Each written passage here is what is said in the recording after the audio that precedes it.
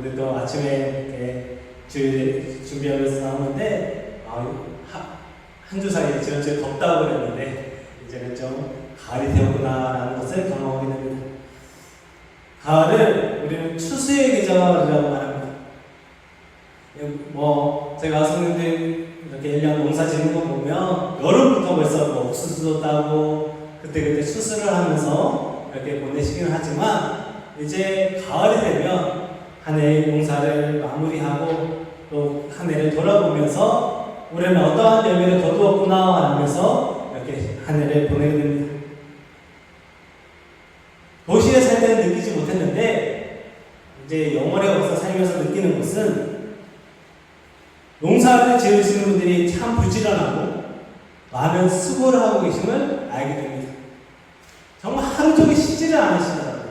농사를 지으시는 분들은 해 뜨면서부터 하루를 시작해가지고 해 질 때까지 정말 날씨가 상관없이 그때그때 수고를 하는 것을 알게 됩니다.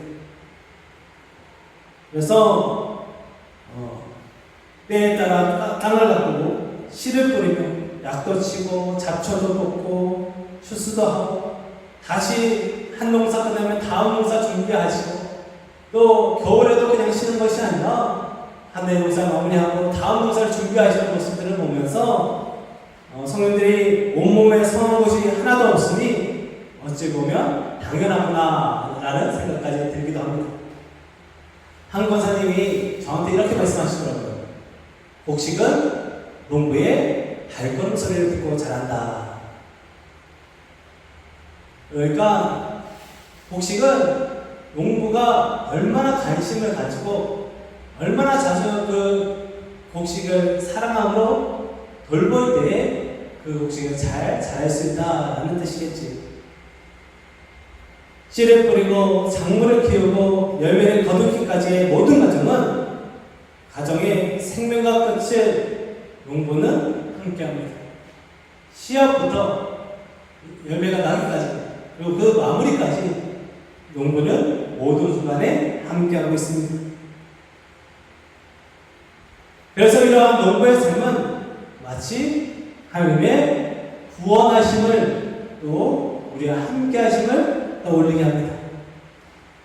하나님은 생명의 시작과 끝 그리고 그 모든 걸음을 인도하시는 주관하시는 농부와 같으신 분입니다.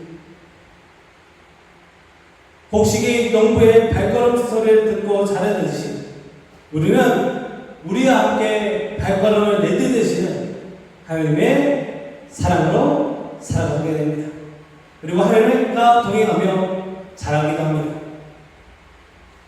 하나님은 우리에게 씨앗을 심으시고 우리의 마음밭을 가꾸셔서 일구셔서 자라나게 하시고 열매 맺게 하십니다. 농부 하나님은 우리의 마음밭을 일구십니다. 그래서 우리의 마음을 보십니다. 하나님은 우리에게 많은 돈이나 배경, 권세를 원하지 않으십니다. 우리의 마음을 보시고 우리의 마음의 주인이 되기를 원하십니다. 우리의 마음을 보십니다. 하나님께서 왕을 세우실 때도 이새의 맏아들 엘리압을 보고 왕이 될 자라 여기던 사울에게 하나님께서는 사람은 외모를 보지만 하나님은 중심을 본다고 말씀하십니다. 여기에서 중심이라는 히브리어 원어는 레바브인데 그것이 곧 마음을 뜻합니다. 그래서 우리는 중심이라고 번역되어 있지만 사람들은 성경으로는 성경의 뜻은 나는 마음을 본다라는 뜻입니다. 하나님은 외모가 뛰어난 자를 찾지 않으시고 마음을 보시고 다윗을 선택하셨습니다. 하나님은 마음을 보시고 마음을 가꾸시고 마음의 씨앗을 뿌리셔서 마음의 생명의 열매를 맺으십니다. 농부 하나님은 우리의 마음의 주인이 되셔서 우리의 마음에 새로운 생명의 역사를 일으키기를 원하십니다. 농부 하나님이 우리의 마음에 지으시는 농사를 기대하시기 바랍니다. 지금도 하나님은 우리에게 농사를 짓고 계십니다. 하나님은 열매를 맺으십니다. 말씀을 통해 우리의 삶에 하나님의 농부 하나님의 농사를 경험하시고 그 열매를 경험하고 살아가시기를 주님의 이름으로 축원합니다. 예수님은 오늘 씨 뿌리는 자의 비유를 전하고 계십니다. 예수님은 이 비유를 통해서 주님의 귀한 복음의 씨앗이 사람들에게 뿌려지기는 하는데 복음의 열매를 맺지 못하는 사람들이 있다는 것을 말씀하십니다. 1세기경의 이스라엘 밭들은 좁고 길게 생겼고 울타리 없이 작은 길로 둘러싸여 있는 형태였습니다. 지금은 많이 좋아졌다고 하는데 지금도 크게 다르지는 않습니다. 예를 이렇게 사진을 좀 준비했습니다. 여기가 지금 이스라엘 밭인데 보이시는지 모르겠지만 자라고 있는데 밭이 좀 바깥지가 않고 좀 이렇게 울퉁불고 길도 잘 나 있지 않고 이렇게 정렬이 잘 되지 않은 것을 보게 됩니다. 좁고 길게 생겼습니다. 그래서 이것도 밭인데 이게 지금 농사를 지을 수 있는 건지 없는 건지 돌도 거의 그대로 돌을 이렇게 골라내기는 골라내는데 너무 많아가지고 그것이 정리가 되지 않는 것을 보게 됩니다. 농부는 이러한 기대에다가 지금은 그나마 좀 무엇이 자라난 상태인데 이런 밭에 일일이 심을 수가 없어요. 이렇게 길이 너무 좁고 좋지 않은 곳이다 보니까 그냥 흙 뿌리게 됩니다. 그냥 이렇게 옆구리 실에 담은 자루를 옆에 차고 돌아다니면서 이렇게 한번 크게 이렇게 던지는 것으로 흙 뿌리는 방식으로 사용했습니다. 그러다 보니 어떤 씨앗은 길가에 떨어지게 되고 어떤 씨앗들은 돌밭에 겉으로 보기에는 씨앗을 밭으로 보였지만 우리도 저희가 사는 지역도 석회 지역인데 이스라엘 지역은 대부분 석회암 지대예요. 그래서 겉으로 보기에는 밭으로 보이지만 바로 밑이 돌이 그런 곳들이 많다고 합니다. 이런 어떤 씨앗은 밭 곳곳에 있던 가시떨기 나무로 인해 자라지도 못했습니다. 그리고 이런 나쁜 밭은 아무런 열매를 거두지 못합니다. 오늘 예수님께서 그 나쁜 밭들이 어떤 밭인지에 대해서 하나하나 설명해 주고 계십니다. 길가는 여기 사진에도 보이지만 밭이 있고 길게 밭이 있고 그 사이에는 길입니다. 1세기 예수님 시대에는 그 길이 조금 더 넓었다고 해요. 그래서 사람들이 다니던 길이었습니다.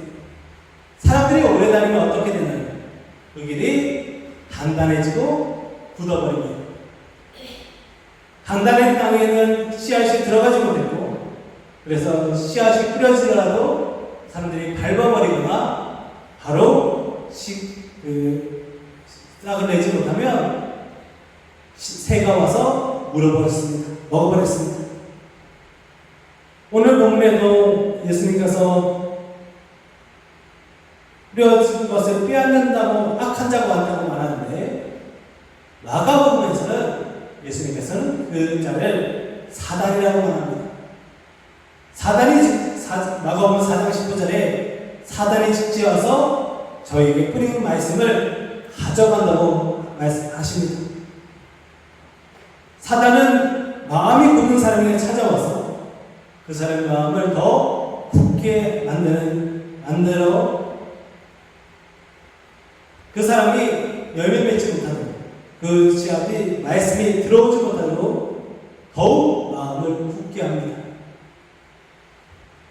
기독교 변증가 C.S. 루이스는 악마의 편지라는 책을 썼는데 소설을 썼는데 이 소설을 보면 어느 노 신사가 매일 도서관을 갑니다. 그래서 책을 냈는데 그날따라 신앙서적을 하나 봅니다.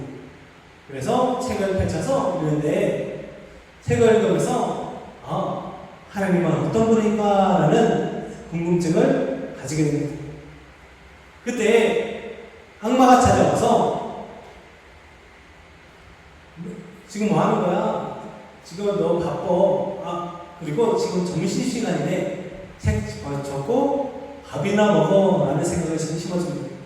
그래서 그 사람이 그냥 내려가고 또 하나님은 어떤 분인가 라는 생각이 들겠죠. 자신에게 중요한 일들, 자신이 지금 빨리 처리해야 하는 일들을 떠올리게 합니다. 맞다. 지금 이거 생각할 때가 아니지. 빨리 다른 거 해야겠다. 그리고 나서 다시나 그 책을 읽으면서 신앙생활, 하나님은 어떤 분인가 라는 생각을 할 때쯤에 집에 할 일, 빨리 돌아가야 할 일을 생각하게 만듭니다.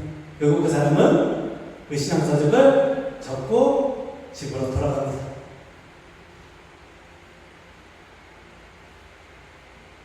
궁금증의 생각만 생길 때마다 악마가 나타나서 분주하게 만들고 결국 복음이 들어가지 못하게 만듭니다. 결국 노신사는 주님을 떠나고 C.S. 루이스의 표현으로는 악마는 회심의 미소를 짓습니다. 우리의 삶에서 마음이 굳어져 있다면 그것은 사단의 역사이고 또 우리의 삶에 복음이 드러나지 못하도록 어떤 일들이 계속해서 이어진다면 어쩌면 악마가 일하고 있어서 그 사람에게는 매매가 예치지 못합니다. 돌방도 그렇습니다. 석회암지대인 이스라엘에서는 돌로 뿌리가 되지 못한 곳이 많았습니다. 이들은 기쁨으로 말씀을 듣지만 환난 속에서 주님을 떠납니다. 왜 그럴까요? 믿는 이유가 자신이 원하는 것을 얻기 위해서이기 때문입니다. 기쁨으로 받는 이유는 예수님 믿으면 잘 되겠구나. 예수님 믿으면 내가 문제가 좀 해결되겠구나. 예수님 믿으면 만사 형통이겠구나 라는 생각으로 예수님을 믿기 때문입니다. 그래서 자신의 이익을 따라 복음을 쫓는 사람들은 고난의 순간을 견디지 못합니다. 결국 외면하지 못합니다. 또 한 사람 가시떡이 나무를 이야기하시는데 이 사람에게도 역사하는 이는 사단입니다. 사람에게 세상의 염려, 유혹을 심어주고 마음을 빼앗아 버립니다. 말씀도 믿고 복음도 따라 사는데 주님과 무엇인가를 겸하여 섬깁니다. 한 마음에 한 사람에게 두 마음이 있어서 주님도 섬기지만 돈도 섬기고 주님도 섬기지만 세상도 섬기는 사람입니다. 세상과 주님을 겸하여 섬기는 자에게 온전한 열매는 미치지 못합니다. 주님에 따르는 길에 경륜질하는 사람은 결국 길을 잃습니다. 이처럼 나쁜 밭에서는 열매가 맺히지 않습니다. 오늘 말씀을 기억하셔서 마음을 보시는 주님 앞에서 우리 마음은 나쁜 밭이 아니기를 소망합니다. 우리는 10분인 자의 비유를 들으며 나쁜 세 가지 밭을 듣고 좋은 땅에 결실을 맺는다는 생각을 가지고 내가 힘써서 좋은 밭이 되어야겠구나 라고 생각하기 쉽습니다. 그래서 착하게 살려고 노력하고 무엇인가 많은 신앙적인 훈련을 해서 내가 스스로 좋은 밭을 만들어야겠다라고 생각하기도 합니다. 그런데 생각해 보시기 바랍니다. 땅 스스로 땅이 바뀌던가요? 밭은 스스로 자신의 성질을 바꿀 수 없습니다. 지금 제가 보여드린 사진은 어디일까요? 그게 어딘지 아세요? 모르시겠죠? 50년 전 영어르급입니다. 50년 전에는 영어르급이 이랬대요. 그래서 건물들도 군데군데 있기는 하지만 대부분이 산이었고 밭이었고, 그래서 사진 궁금하시면 제가 나중에 자세히 보여드릴게요. 여기에 자세히 보면 조금 높은 건물이 군청인데, 거기 그때는 지금의 문화예술의 현장, 거기가 군청이었고, 거기 주변도 개발이 안 돼가지고 다 이렇게 사람들이 다니는 길 정도였던, 흙으로 다 되어 있던 길이었습니다. 그런데 지금은 읍은 어떤가요? 읍에서 농사 지으는 분들 없죠. 조그만하게 텃밭은 있어도 지금 읍은 전혀 달라져 있습니다. 아무도 손을 대지 않고 그대로 두었다면 어떨까? 지금도 논이나 밭으로 대부분 되어 있었을 겁니다. 땅은 스스로 자신을 변화시킬 수 없습니다. 자연이 만들어 놓은 그 환경 속에서 채워는 최선을 다할 뿐입니다. 그러나 땅은 바뀔 수 있습니다. 땅 스스로가 아니라 그곳에 손을 대는 누군가를 통해 바뀔 수 있습니다. 예수님의 이 비유를 들을 게 있는 자에게 전해주십니다. 그래서 누가복음 보면 들을 게 있는 자는 들을지어다 라고 말씀하십니다. 곧 믿음인 자에게 비유를 설명해 주시면서 또 네 가지 비유도 처음에는 무리에게 설명하셨지만 그 의미는 제자들에게 알려주십니다. 곧 믿음이 있는 자에게 비유를 설명해 주시면서 우리의 힘으로는 좋은 것이 될 수 없고 좋은 것은 예수님이 만들어 주신다는 것을 알려주고 계십니다. 우리는 원래 열매를 맺을 수 없는 개인이 없습니다. 그런 우리의 마음을 주님이 오셔서 바꾸어 주셨습니다. 우리의 힘으로 밭이 바뀐 것이 아니라, 우리의 힘으로 마음이 바뀐 것이 아니라 주님의 은혜로 우리가 바뀌었습니다. 이에 대해서 남포교회 박영성 몰로 목사님은 너희는 길가이고 돌밭이고 가시떨기이다. 너희 스스로는 좋은 땅이 될 수 없다. 그러나 내가 좋은 땅을 만들 것이다. 좋은 땅에 뿌려진 씨는 모든 결실할 것이나 너희는 돌밭이나 가시떨기이므로 길가나 돌밭이나 가시떨기이므로 결실하지 못하고 다 실패한다라고 예수님이 말씀하신다고 설명합니다. 그러므로 좋은 땅은 스스로 만들어지는 것이 아닙니다. 예수님이 십자가에 죽으시고 부활하심으로 만들어진 것입니다. 성경이 하는 말은 우리 스스로 노력해서 좋은 땅이 되라는 권면이 아니라 예수님을 믿음으로 풍성하게 결실하는 구원이 이루어진다는 이야기입니다. 십 뿌린 비유, 네 가지 땅이 떨어진 비유는 우리에게 열심히 노력하는 말씀이 아니라 예수님을 더욱 믿으라, 예수님을 더욱 사랑하라는 비유입니다. 주님이 우리에게 찾아오셔서 우리를 변화시켜 주십니다. 그래서 예수 그리스도를 믿는 우리는 이미 좋은 밭입니다. 우리는 좋은 밭인 줄 믿습니다. 포도나무 가지가 포도나무에 붙어있지 않으면 열매가 맺지 못한다는 포도나무 비유도 그렇습니다. 포도나무 비유를 보면 예수님께서 가지가 포도나무에 붙어있지 않으면 열매를 맺지 못한다고 말씀하십니다. 근데 그 포도나무 가지는 원래 그 위에 있던 가지가 아니라 그 나무에 접붙여진 가지입니다. 가지조차도 주님이 붙여주셔야 열매 맺을 수 있습니다. 주님이 우리에게 찾아오셔서 우리의 마음과 밭을 다 뒤집어 버리십니다. 새 밭을 만들어 주셨습니다.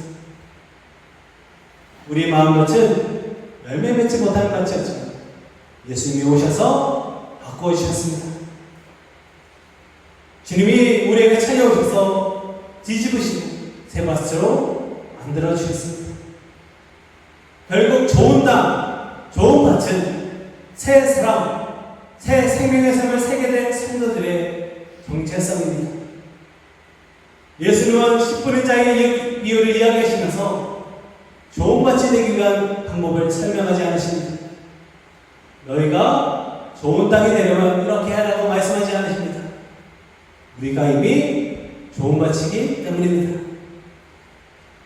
예수님을 믿음으로 우리가 이미 좋은 밭이 되었음을 믿으시고 예수님을 더욱 사랑하고 믿으시기를 소망하고 축복합니다.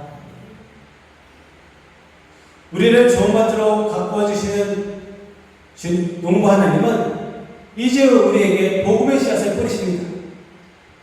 오늘 본문에서 씨앗을 천국 말씀이라고 하셨습니다. 곧 예수 그리스도의 복음입니다. 우리에게는 예수 그리스도의 복음의 씨앗이 심어졌고 이제 자라나게 하십니다. 제가 좋아하는 식당이 하나 있습니다. 콩 심은 데 콩나고 밭 심은 데 한난다. 콩 심은 데는 콩이 나야 합니다. 그리고 밭 심은 데는 밭이 나야 합니다. 콩이 심었는데 아무것도 안 나거나 콩이 심었는데 깨가 나면 사람들이 이상하다고 말합니다. 아무것도 안 나면 망했다고 말합니다. 콩이 심은 데 콩이 나야 합니다. 밭 심은 데도 밭이 나야 합니다. 주님은 우리에게 예수 그리스도라는 씨앗을 심으셨습니다. 그러므로 우리에게는 예수 그리스도가 나야 합니다. 그러므로 이제 예수 그리스도라는 열매를 맺으시기를 축복합니다. 특별히 30배, 60배, 100배의 열매가 맺혀진다고 했는데 이것은 한 가지 씨앗이 30배, 60배, 100배가 커지는 것이 아닙니다.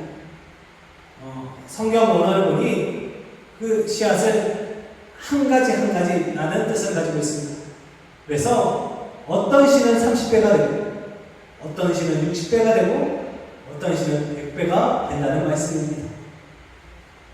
각자 다른 열매를 맺는다는 뜻입니다. 결국 도저히 그 사람에게 맞는 열매 맺힐 수 없었던 그 사람에게 각자가 찾아가셔서 그 사람에게 맞는 열매를 맺는 분은 주님이십니다. 결국 도저히 열매를 쓸 수 없었던 우리를 좋은 땅으로 만들어주신 주님이 우리에게 예수 그리스도라는 씨앗을 심는다면 우리에게서 우리 각자에게 합당한 열매가 맺힌다는 말입니다. 좋은 땅에 씨앗이 뿌려졌다는 것은 우리에게 주어진 복음을 하나님의 말씀을 받아들이고 듣고 깨닫고 지키어 이 말씀을 내 삶에 살아내기 위해서 하나님의 도우심을 의지하고 몸부림칠 때 비로소 열매가 맺힌다는 의미입니다. 동일한 본문인 누가복음 8장에는 30배, 60배, 100배가 아니라 인내로 결실한다고 했습니다. 열매 맺는 일은 목숨 걸고 최선을 다해 매달려야 하는 일입니다. 형님도 농사를 지으셔서 아시겠지만 설렁설렁 지어서는 열매가 맺히지 않습니다. 농사가 되기 위해서는 최선을 다해야 합니다. 어쩌면 목숨 걸고 해야 그래도 될까 말입니다. 성인들의 농사를 지을 때 실제도 못하고 뭔가 신경을 쓰고 정성을 다하는 이유는 그렇게 해야 좋은 결실을 얻기 때문입니다. 주님도 우리에게 최선을 다하고 계십니다. 우리가 예수 그리스도의 열매를 맺기 위해서도 몸부림쳐야 합니다. 우리의 마음을 최선을 다해 지키시기 바랍니다. 그것은 지금 지켜주시기도 합니다. 그때 우리의 삶에 변화가 나타납니다. 하나님을 만난 증거가 나타나기 시작합니다. 하나님의 생명이 없는 우리의 마음에 땅에 예수의 생명으로 생명의 땅으로 변화시켜 주십니다. 이제 생명의 열매를 맺으실 것입니다. 하나님이 우리의 삶에 생명의 역사를 일으키십니다. 우리는 하나님의 농사에 동참하여 하나님의 도우심을 구하며 살게 됩니다. 인도에 마줄이라는 섬이 있었습니다. 여기는 사막이었습니다. 원래는 오아시스가 흐르고 동물들이 뛰어다녔던 곳이었습니다. 그런데 사람들이 나물이 다 베어버려서 어느 순간 사막이 되어버렸습니다. 보면 사막이었습니다. 그런데 이곳에서 태어났던 파에이라는 사람이 있었습니다. 이 사람은 이 마주라라는 섬에서 태어났는데 자신이 어릴 때 가지고 있었던 생각, 고향의 생각, 흐르고 동물이 뛰어나던 그곳이 떠올라서 이 사람이 하루에 한 그릇씩 나무를 시작합니다. 1979년 한 가지 도전을 시작했습니다. 바로 하루에 한 그릇씩 나무를 매일 심는 일이었습니다. 1년이면 365일. 그리고 그렇게 이제 40년이 지났습니다. 계속해서 나무를 심습니다. 그리고 지금 이것은 이렇게 바뀌었습니다. 지금 마주에는 여의도 2배가 넘는 1170만 평의 숲이 조성되어 있습니다. 사람들이 계속해서 도와주고, 그래서 이제는 동물도 많아지고 그것은 울창한 숲이 되었습니다. 식물이 자라면서 야생 동물도 돌아오고 죽음의 땅이라 불리던 곳에 생명의 역사가 나타났습니다. 이 역사는 우리에게 일어난 역사와 같습니다. 한 사람의 노력도 그 땅을 바뀔 수 있다. 우리의 삶에 찾아오신 주님의 역사라면 더 놀라운 생명의 역사가 나타날 줄 믿습니다. 농부 하나님의 용사를 기대하시고 주인공자와 왔던 우리의 삶에 생명의 역사가 나타나기를 소망하고 축복합니다. 더 이상 아무런 소망이 없다고 말하는 순간에도 하나님은 새로운 생명의 역사를 시작하십니다. 모두 다 끝나가자고 말하는 순간에, 죽었다고 말하는 순간 주님은 구원의 역사를 이루십니다. 길이 막혀서 가지 못했고 실패했다고 여겨지는 순간에도 하나님은 길을 내시며 하나님의 일을 이루어 주십니다. 왜냐하면 하나님은 쉬지 않으시기 때문입니다. 하나님은 멈추지 않으십니다. 하나님은 지금도 농사를 짓고 계십니다. 곡식이 농부의 발설을 듣고 자라듯이 우리는 하나님의 함께 하심을 날마다 경험하며 날마다 자라날 수 있습니다. 그러므로 나에게 맺혀진 나의 삶에 맺혀진 주님의 열매를 기대하시고 날마다 예수 그리스도라는 열매를 맺어가시기를 축복합니다. 영국에서는 지금도 셰익스피어의 작품을 연극하고 있습니다. 그래서 우리나라에도 연극이 있지만 셰익스피어의 본고장인 영국에서는 햄릿, 오셀로와 같은 수많은 연극들이 매일매일 연극되고 있다고 합니다. 그런데 그 연극에서 주인공이 최고의 배우인데 그 역할을 잘하는 배우에게 로드라는 경칭을 붙여줍니다. 그 사람을 높여줍니다. 햄릿, 오셀로 등 뻔히 다 아는 작품인데도 무엇 때문에 공연을 반복하고 공연을 반복하고 배우에게 경칭, 그 사람을 높여줄까요?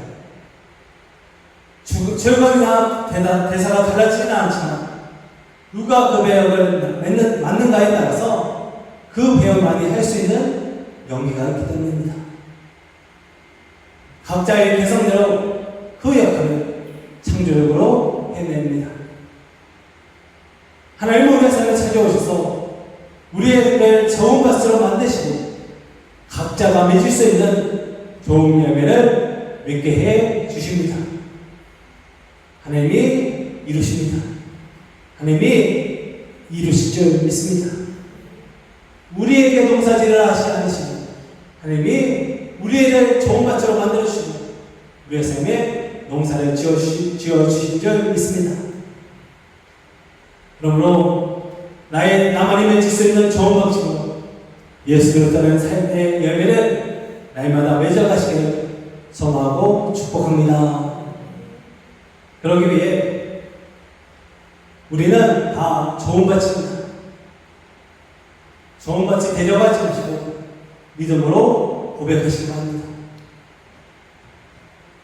다 함께 한번 외쳐볼까요? 다 같이 한번 외칩니다. 시작! 나는 좋은 밭이다. 네, 다시 한번 해볼게요. 시작! 나는 좋은 밭이다. 네, 한 목소리 한 번만 할게요. 시작! 나는 좋은 밭이다. 할렐루야. 이번 한 주간 이러한 작성을 같이 시행합니다. 우리는 좋은 밭입니다. 하나님이 우리와 함께 하십니다. 성님들 지금 모습 그대로가 좋은 밭일 줄 믿습니다. 그래서 이번 한 주간 하루의 시작과 끝에 이 외침으로 하루를 시작하시고 하루의 마무리로 이렇게 한번 해보시기 바랍니다. 하루의 시작에 나는 좋은 밭이다 라고 외치시고 하나님이 이루신 농사를 기대하시고 또 하루를 마무리하시면서도 나는 좋은 밭이다 라고 외치시면서 하나님이 날마다 맺어가실 그 일들을 기대하시기 바랍니다. 또 두 번째, 좋은 밭이 복음의 씨앗을 날마다 심으시기 바랍니다. 복음의 씨앗은 곧 말씀입니다. 시편 읽기 잘하고 계시나요?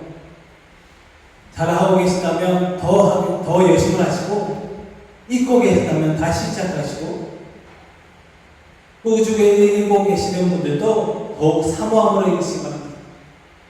심어지면 열매가 맺힐 수 있습니다. 말씀 읽기에 최선을 다하기를 소망합니다. 마지막으로 우리는 열매를 맺어야 합니다.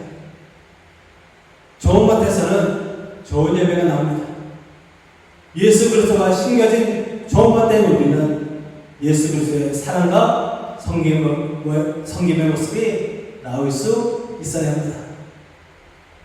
예수 그리스도가 섬겼으니 예수 그리스도가 나와야 합니다. 이번 한 주간 이번 하루에 한 명에게는 꼭 사랑한다, 꼭 친절의 행동을 해보시기 바랍니다. 우리를 통해 그리스도라는 열매가 세상에 드러나기를 소망합니다. 결국 예수 그리스도이십니다. 주님은 열매를 맺을 수 없어 사망에 몰려있던 우리에게 찾아오셔서 날마다 우리를 지키시고 돌보시며 성령의 역사 가운데 열매 맺게 하십니다. 농부 하나님이 지금도 우리에게 농사 짓고 계십니다. 우리를 통해 하나님께서 열매를 거두실 줄 믿습니다.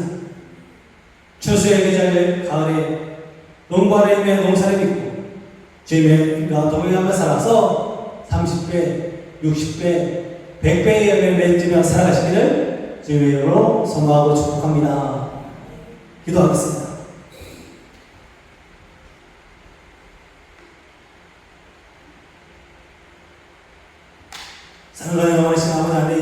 감사합니다. 주님의 함께 하심을 믿고 하나님의 역사하심을 믿고 또 이 자리에서 주님의 도우심을 구하며 나아갑니다. 주여 우리와 함께 하시옵소서.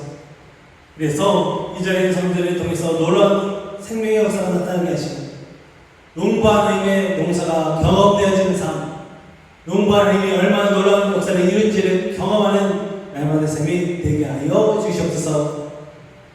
그래서 날마다 샘이 추수의 샘이 되게 하시고 날마다 샘이 은혜의 샘이 되게 하여 주시옵소서.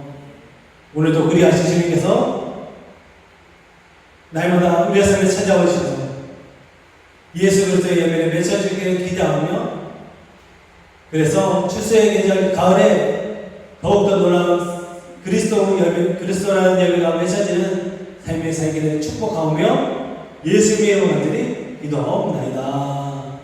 아멘.